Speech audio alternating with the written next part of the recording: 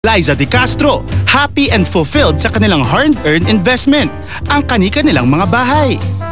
Ang bungalow ni Iza sa Quezon City ay kanyang nabili sa dating may-ari nito, ang SC host na si Rufa May Quinto. Well, if people have seen Rufa May's house before and then my house now, I think they would know that I renovated it.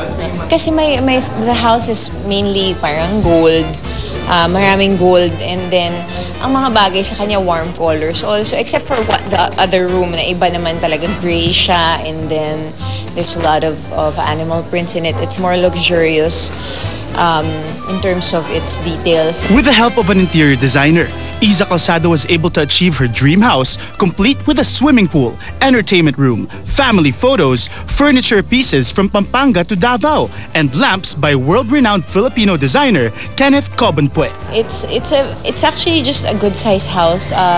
It looks like a very big condo unit.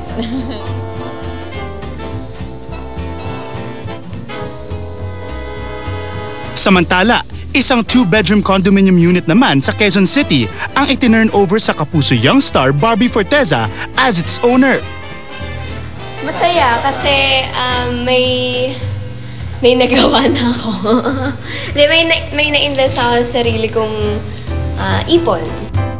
Pinaka-unit po talaga yung sadya namin. Hindi po yung swimming pool, hindi yung playground. Yung unit talaga yung tutuluyan namin. Hindi pa man nakapaglipat at nakapag-ayos ng gamit sa bagong condo unit, Barbie gladly toured us sa kanyang bahay. Ito naman yung magiging kwarto ko, pero wala pa rin itong laman. Tara. Ayan. Ito na talaga yung, kasi yung kanina po nakita nyo, konti lang yun. Ito talaga sobrang ganda. Kita-kita nyo kung traffic. Basta kita-kita nyo lahat. Sobrang ganda.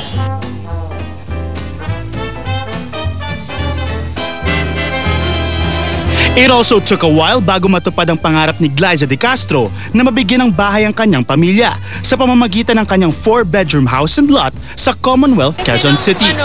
Binili namin yun, gawa na siya. So may mga pinaayos na lang kami, and sama-sama kami dun sa theme. Kunwari dito sa attic, ako yung magde-design, magde-decide kung ano yung gusto kong theme. Sa sala, si nanay, ito yung gusto ng theme, yung ganun. So, lahat kami doon. Sinabi ko lang, gusto ko minimalist. Gusto ko wala masyadong gamit. Yung parang maaliwalas talaga sa mata yung bahay. Matagal ring pinag-ipunan ni Liza ang bahay na ito para sa kanyang pamilya. Kaya naman, isang malaking kaginhawaan ito para sa kanya. Finally, nung nakita ko na yung bahay, parang sarap talaga sa pakiramdam na ayun yung inuuwian ko. Tapos ayun yung parang bunga ng lahat ng paghihirap, ng trabaho. So parang mas lalo kang ginaganahan tuloy.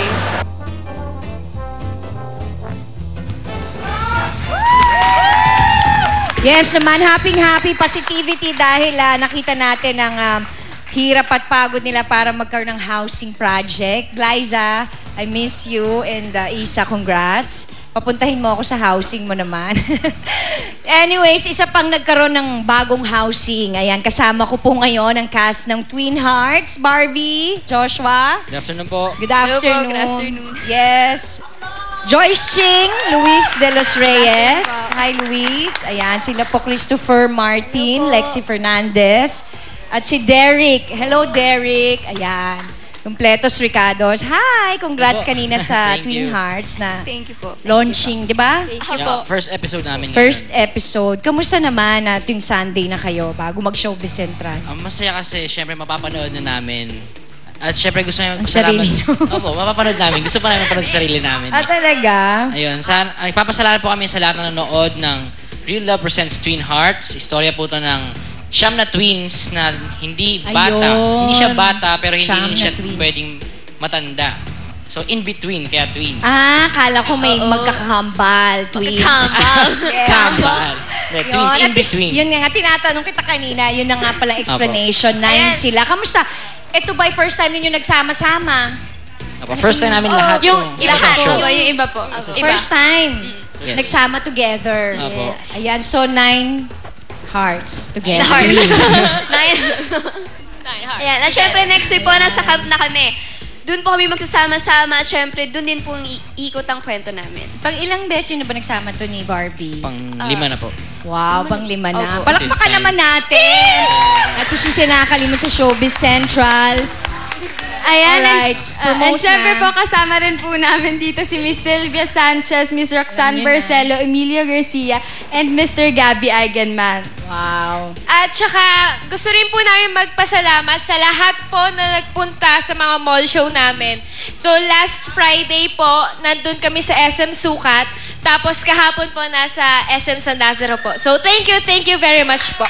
Ayan, tapos abangan nyo naman po kami sa October 1, nasa Legazpi po kami para sa Ibalong Festival. At abangan nyo rin po yung mga school tours namin. Yan. Yes, at sa Sunday po, October 3, ilalunch din po ang official music video namin sa Party Pilipinas with Miss Francesca Fart. Kaya sana po abangan niyo po yan. Kaya nood lang po kayo palagi ng Real Love presents Twin Heart linggo-linggo after Party Pilipinas directed by Gina Alahar. Thank you po. Yes. Thank you. Thank you po. Thank you po. Kabataan ay pag-asa ng bayan. So, panoorin po nyo. Yes. Congratulations again. Salamat po. Siyempre, gusto kong batiin si Senator Bong Revilla. Birthday niya kahapon. Happy birthday. Happy birthday po. Happy birthday po. And of course, please, Asartalo po, panoorin nyo. Araw-araw. Pero sumali din po ako doon at abangan nyo na kung anong ginawa ko doon. Hindi ba? Kalokohan na naman. So anyways, manood po kayo niyan. I think sa Saturday ako. At syempre, yung mga nagpunta po sa Bulacan for Kaya ng Powers, nagpunta sila Rian doon at mga cast ng Kaya ng Powers. Thank you at pumunta po kayo doon. Abangan nyo, next time sasama na ako. Ayan. Sina Richard at si Solen. Ito, ibang chika naman to. Sina Richard at Solen naliling. Pero ang ex ni Richard na si Georgina, alam niyo ba to? Hindi raw gusto ang balitang ito. So si Solen, syempre, nag-react, okay? Okay. Nang tungkol dito. Heto po ang buong kwento.